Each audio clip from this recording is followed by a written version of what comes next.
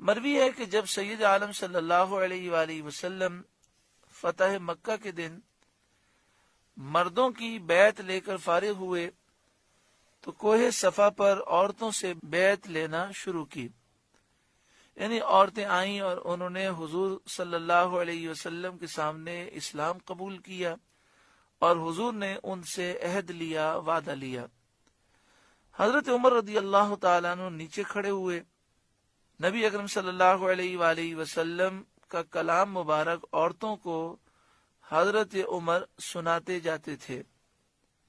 حضرت ہندہ بنت عتبہ جو حضرت ابو سفیان کی بیوی ہیں، خوف زدہ ہو کر برقع پہن کر اس طرح حاضر ہوئیں کہ پہچانی نہ جائیں۔ سید عالم صلی اللہ علیہ وسلم نے فرمایا کہ میں تم سے اس بات پر بیعت لیتا ہوں۔ یہاں یہ ذہن نشین رکھیں کہ حضرت ہندہ ابھی اسلام نہیں لائی تھی، اسلام لانے کے لیے حضور کے دربار میں آئی ہیں، اور جو گفتگو ہوئی یہ اسلام لانے سے پہلے ہے۔ پھر جب انہوں نے یہ بیعت کر لی، اسلام لے آئیں، تو وہ اسلام پر قائم رہیں، حضرت ابو سفیان بھی، حضرت ہندہ بھی، اور نبی اکرم صلی اللہ علیہ وسلم نے ان کے ایمان کی تصدیق بھی فرمائی۔ سید عالم صلی اللہ علیہ وسلم نے فرمایا کہ میں تم سے اس بات پر بیعت لیتا ہوں کہ تم اللہ تعالی کے ساتھ کسی چیز کو شریک نہ کرو۔ ہندہ نے سر اٹھا کر کہا، آپ صلی اللہ علیہ وآلہ وسلم ہم سے وہ عہد لیتے ہیں جو ہم نے آپ کو مردوں سے لیتے نہیں دیکھا، اور اس دن مردوں سے صرف اسلام اور جہاد پر بیعت لی گئی تھی۔ پھر حضور صلی اللہ علیہ وسلم نے فرمایا، اور چوری نہ کریں گی۔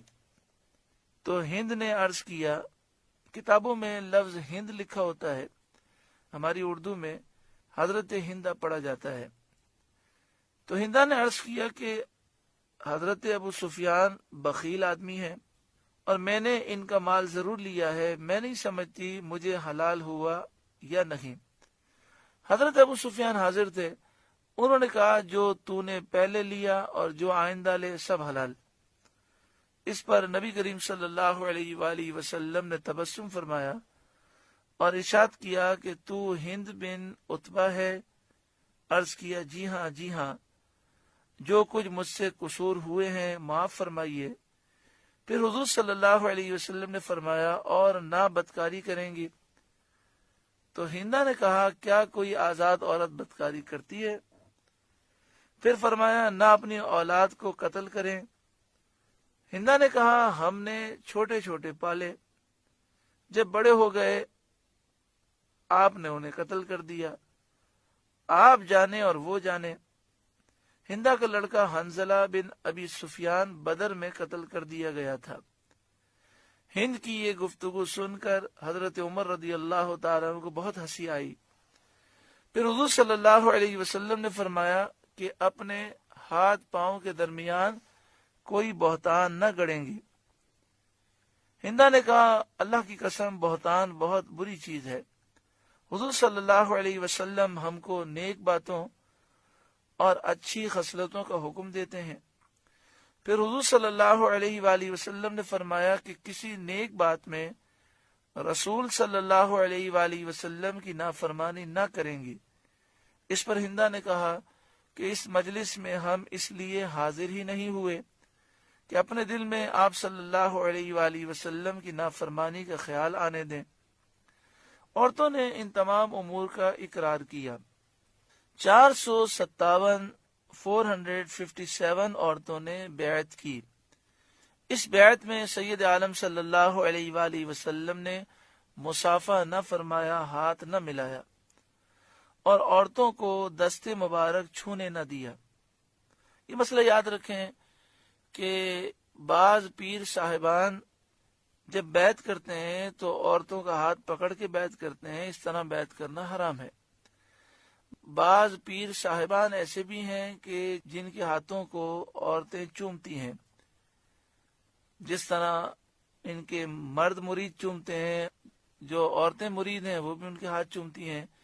ایسا کرنا حرام ہے، اور ایسے پیر جو اس طرح کی حرکتیں کرتے ہیں وہ در حقیقت پیر ہی نہیں، کیونکہ پیر کا متقی پرہیزگار شریعت کا پابند ہونا ضروری ہے۔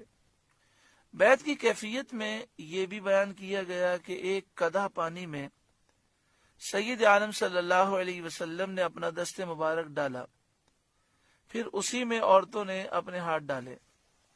یعنی بیعت کرنے کا ایک طریقہ یہ بھی موجود ہے کہ ایک پیالے پانی میں نبی اکرم صلی اللہ علیہ وسلم نے اپنا ہاتھ ڈالا، پھر عورتوں نے اسی میں ہاتھ ڈالا۔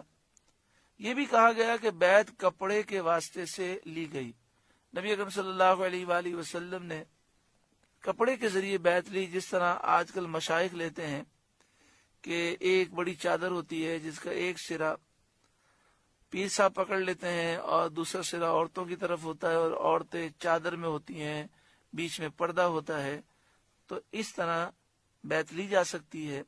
تو یہ بھی کہا گیا کہ بیعت کپڑے کے واسطے سے لی گئی، اور بعید نہیں ہے کہ دونوں صورتیں عمل میں آئی ہوں۔ بیعت کے وقت مقراض کا استعمال مشائخ کا طریقہ ہے۔ یہ بھی کہا گیا کہ یہ حضرت علی مرتضی رضی اللہ تعالیٰ عنہ کی سنت ہے۔ خلافت کے ساتھ ٹوپی دینا مشائخ کا معمول ہے، اور کہا گیا ہے کہ نبی کریم صلی اللہ علیہ وسلم سے منقول ہے۔ عورتوں کی بیعت میں اجنبیہ کا ہاتھ چھونا حرام ہے، یا بیعت زبان سے ہو یا کپڑے وغیرہ کے واسطے سے۔ آگے ارشاد فرمایا، یا ایھا الذین آمنوا، اے ایمان والوں، لا تتولوا قوما غضب اللہ علیہم، ان لوگوں سے دوستی نہ کرو جن پر اللہ کا غضب ہے۔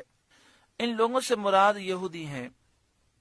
قد یئسوا من الآخرۃ کما یئس الکفار من اصحاب القبور، وہ آخرت سے آس توڑ بیٹھے ہیں جیسے کافر آس توڑ بیٹھے قبر والوں سے۔ یہودی آخرت سے امید توڑ چکے ہیں کیونکہ انہیں کتب سابقہ سے معلوم ہو چکا تھا، اور وہ بالیقین جانتے تھے کہ سید عالم صلی اللہ علیہ وآلہ وسلم اللہ تعالیٰ کے رسول ہیں، اور یہودیوں نے اس کی تکذیب کی ہے، اس لیے انہیں اپنی مغفرت کی امید نہیں۔ آگے فرمایا، کما یئس الکفار من اصحاب القبور، جیسے کافر امید توڑ بیٹھے قبر والوں سے، جیسے کافر قبر والوں سے امید توڑ بیٹھے پھر دنیا میں واپس آنے کی، ایسے ہی یہ یہودی مغفرت کی امید توڑ بیٹھے ہیں۔ یا یہ معنی ہے کہ یہودی ثواب آخرت سے ایسے نا امید ہوئے جیسا کہ مرے ہوئے کافر اپنی قبروں میں اپنے حال کو جان کر ثواب آخرت سے بالکل مایوس ہیں۔ مراد یہ ہے کہ یہ یہودی وہ ہیں جن پر اللہ کا غضب ہے، یہ مغفرت سے محروم ہیں، ثواب سے محروم ہیں، آخرت میں برباد ہونے والے ہیں۔ تو اے مسلمانوں، یہودیوں سے ہرگز دوستی نہ کرو۔